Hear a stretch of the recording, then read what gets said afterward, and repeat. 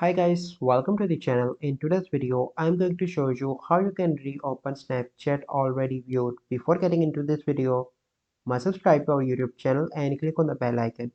So the first step you simply need to do is to open Play Store and search for the Snapchat.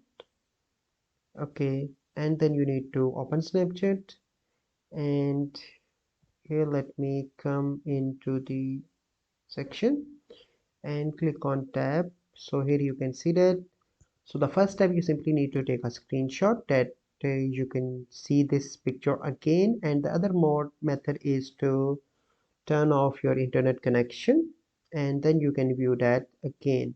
So this is a process by which you can view the Snapchat already open pictures. So I hope you find this video helpful. If you find this video helpful, must like this video, subscribe to our YouTube channel for future videos. We'll see you in the next video.